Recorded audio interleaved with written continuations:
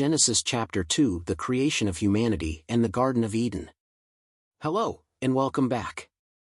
In today's video, we'll be diving into Genesis chapter 2, the continuation of the creation story.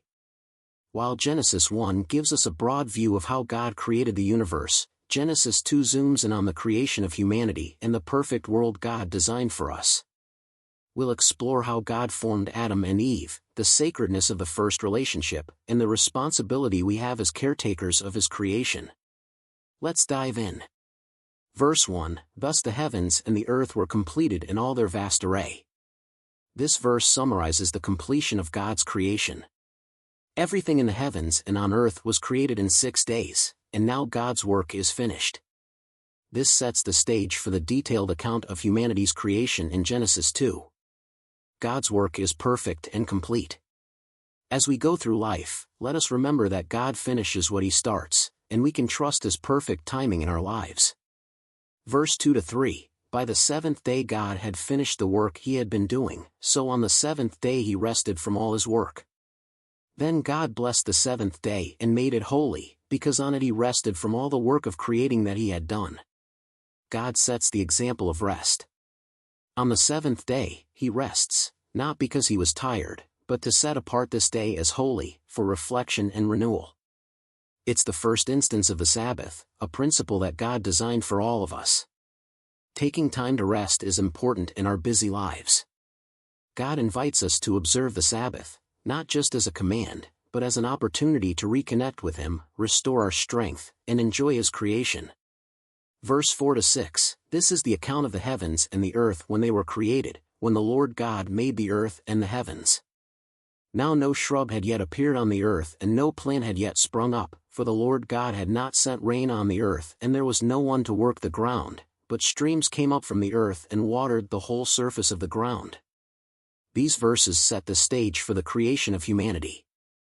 The earth was still in a formative state, without vegetation, because God had not yet sent rain. The environment was being prepared for life. Sometimes, God prepares the ground for our lives, our hearts and circumstances, before the blessings and growth come. Trust that He is working even in what may seem like a waiting season. Verse 7, Then the Lord God formed a man from the dust of the ground and breathed into his nostrils the breath of life, and the man became a living being. God forms Adam from the dust of the earth, and it's His breath that gives Adam life. This moment marks the special relationship between humanity and God. We are not just physical beings, but spiritual beings, created with a divine purpose. You are not just a product of nature, you are uniquely created by God, with His breath giving you life and purpose. Every day is a gift from Him. Verse 8-9, Now the Lord God had planted a garden in the east, in Eden, and there He put the man He had formed. The Lord God made all kinds of trees grow out of the ground, trees that were pleasing to the eye and good for food. In the middle of the garden were the tree of life and the tree of the knowledge of good and evil. God places Adam in a beautiful garden, filled with trees that are pleasing to the eye and good for food. Among these trees are two significant ones, the tree of life and the tree of knowledge of good and evil, which sets the stage for the test of humanity's obedience. God's provision is abundant and good. He places us in environments where we can thrive. The key is to trust Him and follow His guidance, especially when faced with choices that affect our future. Verse 10-14, A river watering the garden flowed from Eden, from there it was separated into 4 headwaters.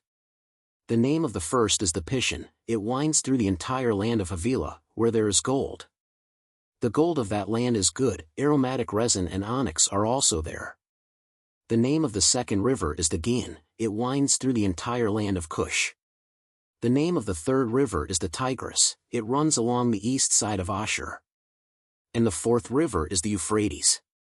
These verses describe the rivers that flow from Eden, bringing nourishment to the land. The mention of precious resources, like gold and onyx, reflects the richness of the land that God created for humanity to enjoy. God's blessings are abundant and far-reaching. He wants us to enjoy the good things He has provided, but also to recognize that all resources come from Him. Verse 15-17, The Lord God took the man and put him in the Garden of Eden to work it and take care of it. And the Lord God commanded the man, "You are free to eat from any tree in the garden, but you must not eat from the tree of the knowledge of good and evil, for when you eat from it you will certainly die." God gives Adam a responsibility, to work and care for the garden. He also gives a command, a boundary, warning Adam that disobedience would bring death. This shows that freedom comes with responsibility. God has given us freedom, but it comes with responsibility. Obeying His commands protects us from harm and helps us live out our purpose. Verse 18-20, the Lord God said, "It is not good for the man to be alone. I will make a helper suitable for him." Now the Lord God had formed out of the ground all the wild animals and all the birds in the sky. He brought them to the man to see what he would name them, and whatever the man called each living creature, that was its name. God recognizes that Adam needs a companion, and He brings animals to Adam to name, showing that Adam has authority over creation. But none of the animals are suitable as a helper for him. God made us for relationship. Whether in friendships or marriage, we are called to support and walk alongside one another in community. Verse 21-22, so the Lord God caused the man to fall into a deep sleep, and while he was sleeping, He took one of the man's ribs and then closed up the place with flesh. Then the Lord God made a woman from the rib He had taken out of the man, and He brought her to the man. God creates Eve from Adam's rib, symbolizing equality and unity. She is not from his head to rule over him, nor from his feet to be beneath him, but from his side, to walk beside him. God's design for relationships is one of partnership, equality, and mutual respect. Marriage is a covenant of love and unity. Verse 23-25, the man said, "This is now bone of my bones and flesh of my flesh, she shall be called woman, for she was taken out of man." That is why a man leaves his father and mother and is united to his wife, and they become one flesh. Adam and his wife were both naked, and they felt no shame. Adam and Eve are united in perfect harmony, both physically and spiritually. Their relationship reflects the deep connection God intended for marriage. Marriage is a sacred union that reflects the love and unity God desires for us. It is built on trust, respect, and mutual care. Genesis 2 gives us a beautiful picture of God's intent for humanity, a perfect relationship with Him, with each other, and with the world He created. He has given us the gift of relationships and a calling to care for His creation. Let's take a moment to reflect on how we can live out our purpose with love, responsibility, and obedience to God's commands. Prayer. Father, thank You for creating us with purpose and for showing us how to live in harmony with You and with each other. Help us to honor You in our relationships and responsibilities. May we reflect Your love and care in all we do. In Jesus' name, Amen. Thank you for watching. If you enjoyed this study of Genesis chapter 2, please like, comment, and share it with someone who might find it helpful. Don't forget to subscribe and hit the bell icon to stay updated on our next videos. May God bless you as you continue to grow in your faith.